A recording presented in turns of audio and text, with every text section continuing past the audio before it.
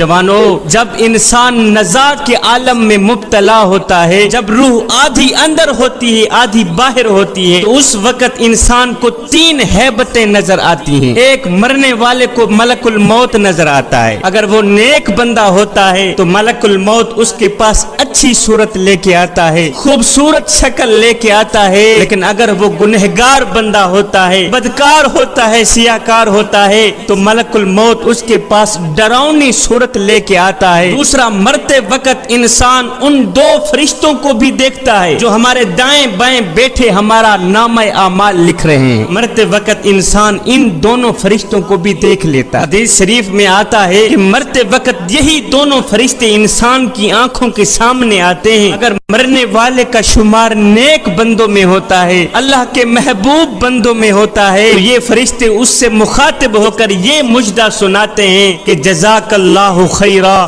جزاک اللہ خیرا، اے مرنے والے خدا تیرا بھلا کرے، خدا تیرا بھلا کرے کہ ہمارے سامنے تو نے بہت سی بندگی کی ہے، تو نے اللہ کو بھی راضی کیا، اس کے رسول کو بھی راضی کیا، راتوں کی تنہائیوں میں اٹھ اٹھ کے قرآن پڑھتا رہا، اللہ کو راضی کرتا رہا، اس کے رسول کو راضی کرتا رہا۔ اے اللہ کے نیک بندے خدا تیرا بھلا کرے۔ اور اگر مرنے والا نیک بندہ نہیں ہوتا، گنہگار ہوتا ہے، بدکار ہوتا ہے، سیاکار ہوتا ہے، تو یہی دونوں فرشتے اس سے مخاطب ہو کر کہتے ہیں اے نادان، لا جزاک اللہ خیرا، حق تعالی تیرا بھلا نہ کرے، نہ کرے، نہ کرے، اس لیے کہ تو نے ہمارے سامنے بہت سے گناہ کیے، بہت سی تقصیریں کی، مظلوموں پر ظلم کرتا رہا، غریبوں کا حق مارتا رہا، مسجد کے نزدیک نہ گیا، قرآن کے قریب نہ گیا، ساری زندگی شیطان کی پوجا کرنے میں گزار دی، ساری زندگی غفلت میں گزار دی۔ اے مردود انسان، خدا تیرا بھلا نہ کرے،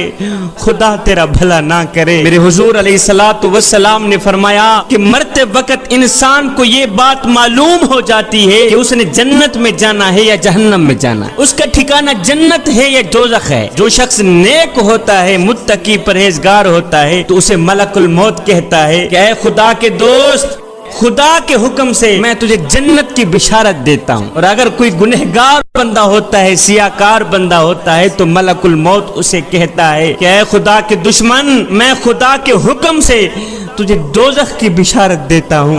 جب مرنے والا دوزخ کی بشارت سنتا ہے تو اسے خوف اور رنج کے ملے جلے جذبات گھیر لیتے ہیں، نزاع کی سختی بڑھ جاتی ہے اور وہ سسک سسک کے پانی مانگتا ہے کہ مجھے پانی دو، لیکن زبان ہلنے سے قاصر ہو جاتی ہے، اس کی روح آدھی اندر ہوتی ہے آدھی باہر ہوتی ہے، کہتا ہے ہائے یا اللہ، او مجھے موت دے دے، مجھے موت دے دے۔ قصہ مختصر کہ اس گنہگار بندے کی روح بڑی ہی سختی سے نکلتی ہے۔ میرے حضور علیہ السلام نے فرمایا کہ کوئی بھی شخص دنیا سے نہیں نکلتا جب تک وہ یہ جان نہ لے کہ اس کا ٹھکانہ جنت ہے یا جہنم ہے۔ مرنے والے کے لیے بات یہ بھی ہے کہ اسے معلوم ہو جاتا ہے کہ وہ جنت میں جائے گا یا جہنم میں جائے گا۔ میرا اللہ فرماتا ہے کل نفس ذائقۃ الموت، ہر جاندار ایک نہ ایک دن موت کا ذائقہ چکھنے والا ہے۔ جوانو، دنیا کی زندگی چند روزہ ہے، دنیا سرائے فانی ہے، ہم نے یہاں سے ایک نہ ایک دن کوچ کر جانا ہے۔ یہ دنیا کی زندگی محض ایک کھیل تماشا ہے۔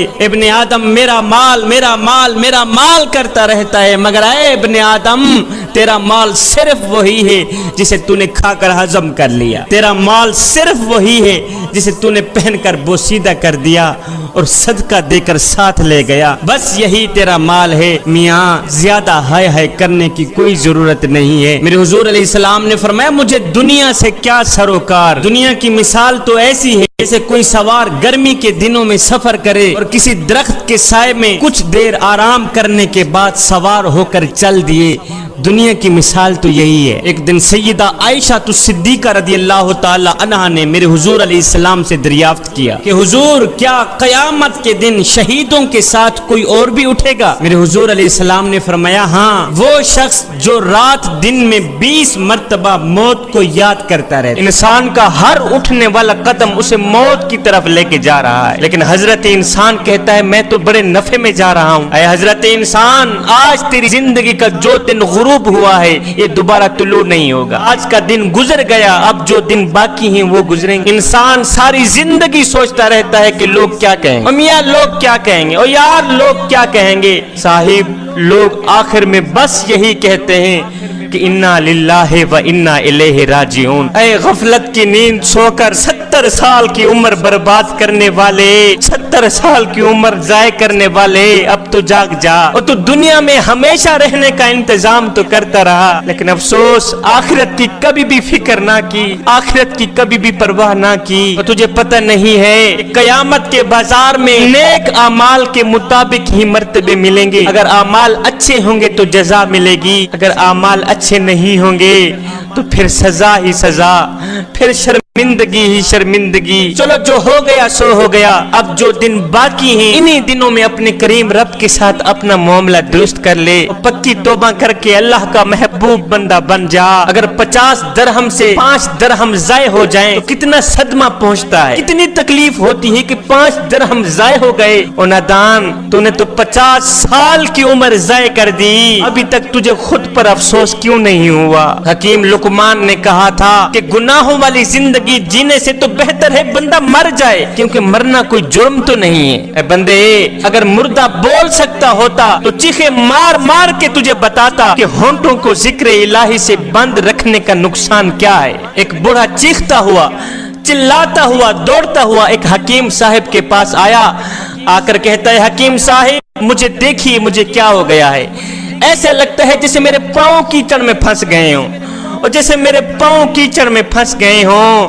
یہ سن کر حکیم صاحب نے کہا بابا جی اب دنیا سے ہاتھ اٹھا لے، اس لیے کہ اس کیچڑ سے تو قیامت کو ہی نکلے گا۔ جس کیچڑ میں تیرے پاؤں پھنسے ہیں، جس بیماری میں تیرے پاؤں پھنسے ہیں، اب دنیا سے اپنا ہاتھ اٹھا لے، اب اپنے کریم رب کے ساتھ اپنا معاملہ درست کر لے، اس لیے کہ اس کیچڑ سے تو قیامت کو ہی نکلے گا۔ جوانو، یہ دنیا جس کی محبت میں ہم غرق ہیں، جس کے عشق میں ہم فنا ہیں، جس کی خوبصورتی اور چمک دمک سے ہم متاثر ہیں، جس کو حاصل کرنے کے لیے نہ ہم دن دیکھتے ہیں نہ رات دیکھتے ہیں، نہ سردی دیکھتے ہیں نہ گرمی دیکھتے ہیں۔ جوانو، تمہیں پتا ہے کہ اس دنیا کی حقیقت کیا ہے؟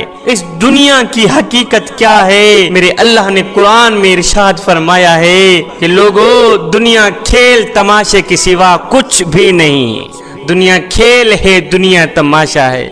یہ ہے دنیا کی حقیقت کہ دنیا کھیل تماشے کے سوا کچھ بھی نہیں ہے، دنیا فانی ہے۔ کسی نے سچ کہا تھا کہ دنیا کی یہ زندگی سپر مارکیٹ کی طرح ہے، اس میں گھومیے پھریے، جو چاہے خرید کر ٹرالی بھر لیجئے، لیکن اس بات کو ہمیشہ یاد رکھیے کہ کیشیئر کے پاس بھی جانا ہے، ان چیزوں کا حساب بھی دینا ہے۔ یہی مثال اس دنیا کی ہے۔ جوانو، یہ دنیا جس پر ہم فریفتہ ہیں، اس کو ریت سے تشبیہ دی گئی ہے، ریت سے تشبیہ دی گئی ہے، جس کو پیاسا شخص دور سے پانی سمجھتا ہے اور اس کی طلب میں دوڑتا بھاگتا چلا جاتا ہے، اور جب یہ پیاسا انسان اس کے پاس پہنچتا ہے تو وہ ریت کے سوا کچھ نہیں پاتا، ریت کے سوا کچھ حاصل نہیں کرتا، یہاں تک کہ بھاگتا دوڑتا وہ پیاسا ہی مر جاتا ہے۔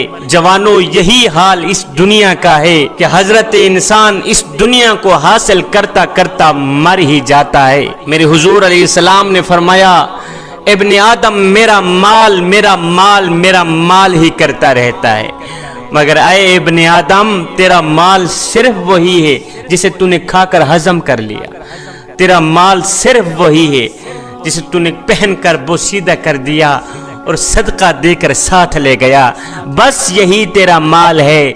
زیادہ ہائے ہائے کرنے کی کوئی ضرورت نہیں، زیادہ دنیا کے پیچھے بھاگ دوڑ کرنے کی کوئی ضرورت نہیں۔